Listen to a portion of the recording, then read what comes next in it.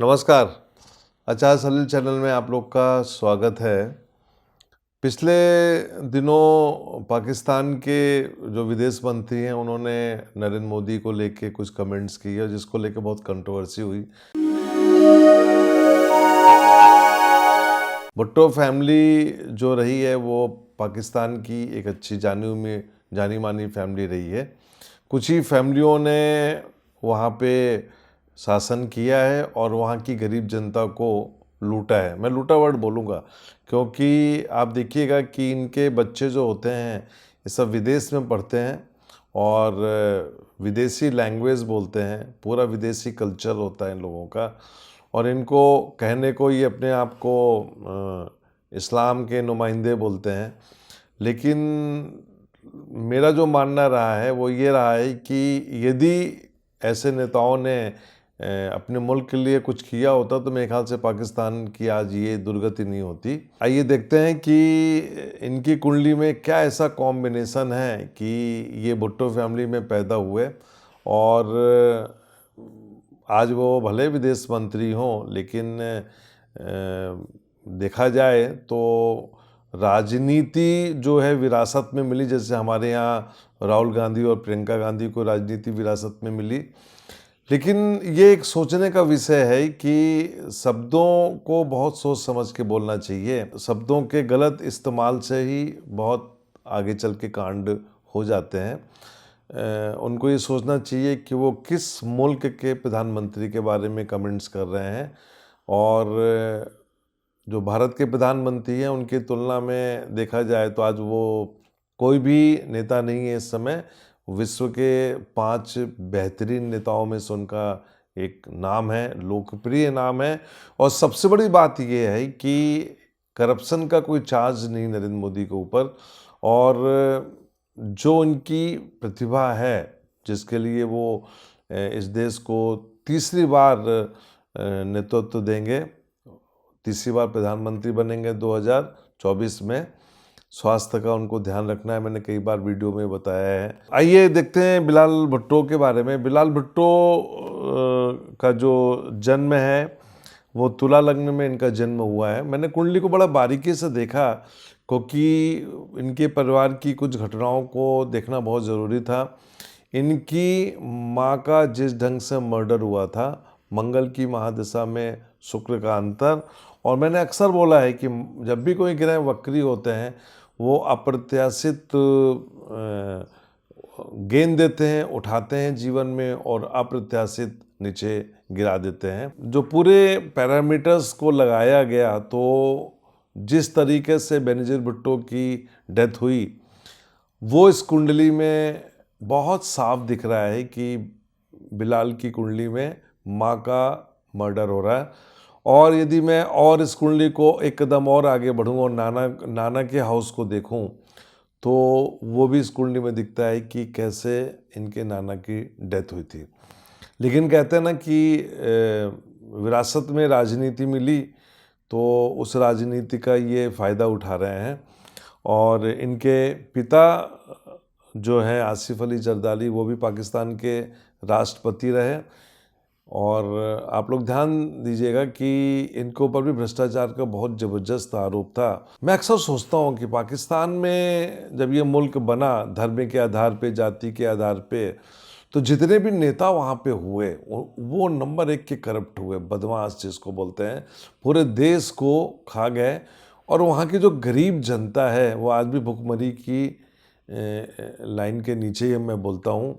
हमारे यहाँ भारत में गरीबी की रेखा बोलते हैं, मैं वहाँ पे भुखमरी की लाइन बोलता हूँ। और दूसरी बात ये कि दूसरों के पैसे पे मोहताज रहते हैं, और जो पैसा दान दक्षिणा में मिलता है वो उसमें भी अपना हिस्सा मार के विदेश भाग जाते हैं, विदेश में रहते हैं और डबल सिटीजनशिप लेके रहते हैं।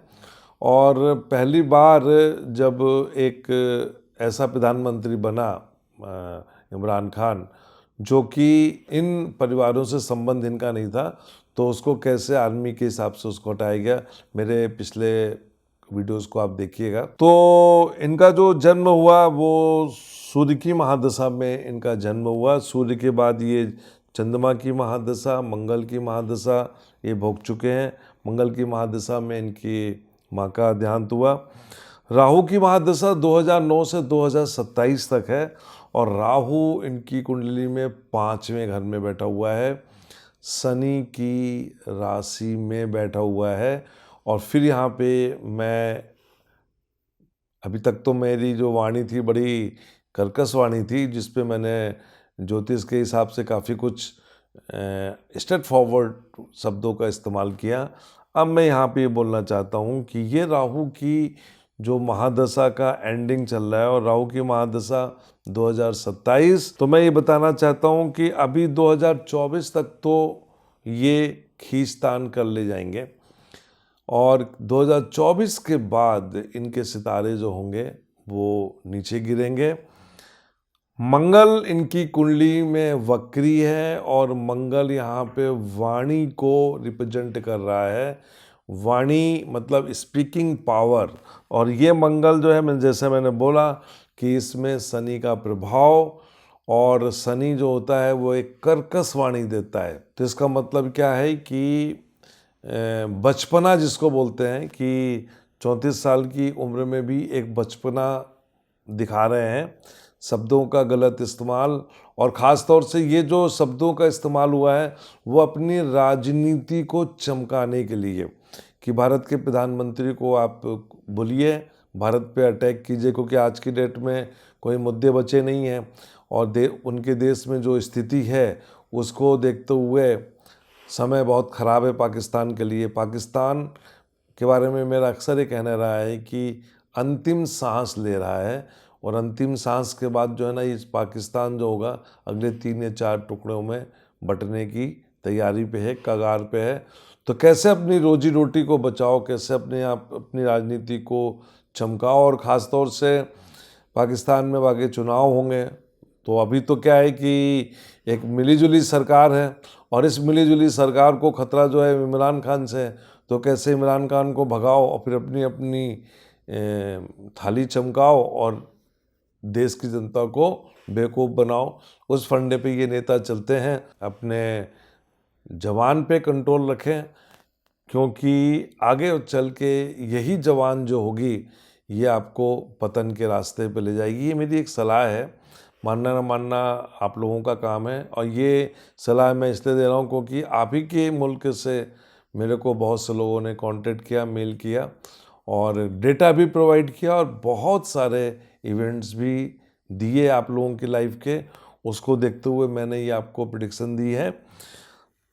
धन के मामले में ये कुंडली बहुत स्ट्रांग है। मतलब ये हुआ कि आपके पास इतना धन है, इतना धन है कि यदि वो धन आपके मुल्क में वापस आ जाए तो मैं समझता हूँ कि पाकिस्तान को अगले 10-15 साल तक किसी के सामने हाथ फैलाने की जरूरत नहीं पड़ेगी। मतलब फाइनेंशियली आप लोग बहुत स्ट्रांग हैं, लेकिन अपनी ज़बान पे थोड़ा सा कंट्रोल कीजिए, नहीं तो आगे चल के आप ये मान के चलिए जनवरी 2023 के बाद आप ये मान के चलिए कि कहीं ऐसा ना हो कि ये जो कुर्सी है आपकी ये ना खिसक जाए। 2023 में जब नववर्ष शुरू होगा इंग्लिश पैटर्न के हिसाब से, तो ऐसी बहुत सी घटनाएं होंगी जहाँ पे पाकिस्तान के जो नेता लोग हैं ये अपशब्द वाणी का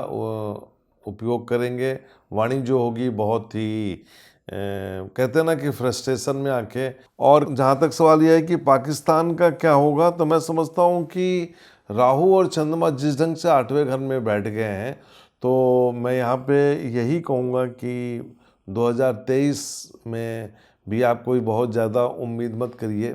उसी कड़ी में ये जो कमेंट्स आया बिलाल भुट्टो का, मैं समझता हूँ उसी कड़ी का एक हिस्सा, और ये हिस्सा आगे ऐसे ही चलता रहेगा। हाँ, लेकिन मैं ये कहना चाहूँगा कि हमारे जो पुराने गुरु थे जिन्होंने कहा था कि पाकिस्तान के टुकड़े हो जाएंगे, मुझे लगता है कि वो वक्त जो है 2023 से शुरू हो जाएगा और आगे चल के, जैसा कि मैंने अक्सर कहा, वर्ल्ड वॉर 3, तो उसमें हम पाकिस्तान के टुकड़े होते हुए देखेंगे और वहाँ पे भी हम देखेंगे कि वहाँ की जो पॉपुलेशन होगी वो कैसे नष्ट होगी।